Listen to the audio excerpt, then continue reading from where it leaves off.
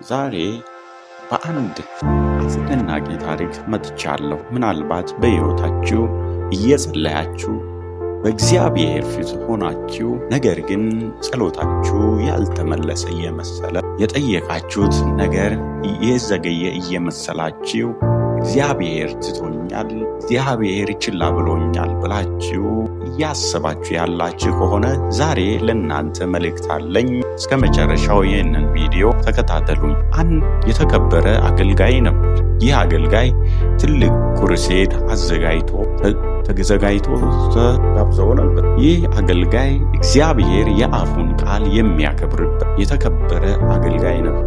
ይህንን አገልግሎቱን ብዙዎች ለመካፈል ሚዲያ፣ ጋዜጠኞች ሁሉ ሳይቀሩ በጉጉት እየጠበቁ ነበር። ማይደርስ የለምና ጊዜው ደረሰ። ሰውየውም አገልጋዩም ወደ መድረኩ አለፈ። አገልግሎቱን ትንሽ እንደጀመረ ትንሽ ደመና ታየ።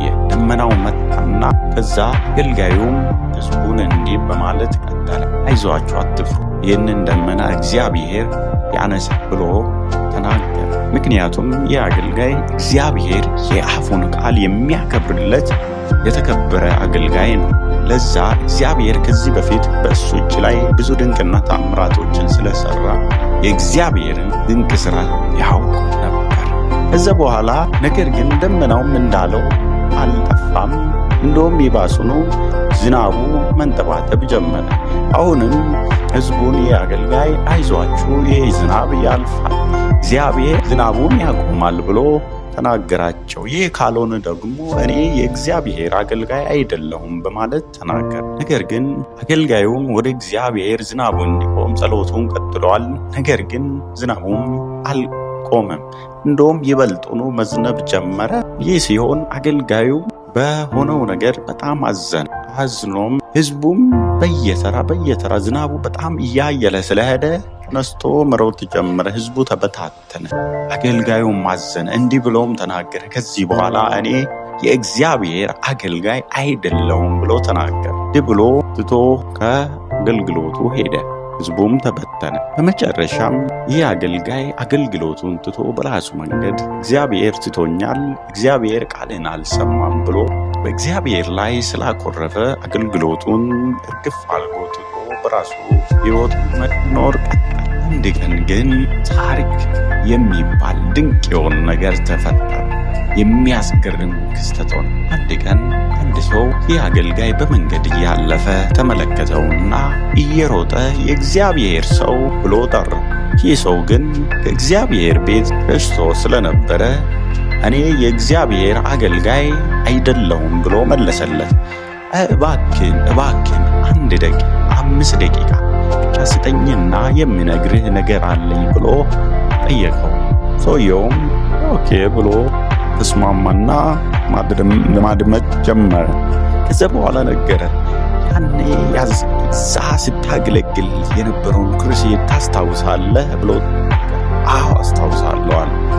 እዛን ጊዜ እኔ አንተን ለመግደል ሰዎች ቀጥሮኝ የመጣው ገዳይ ቅጥረኛ ነበርኩ።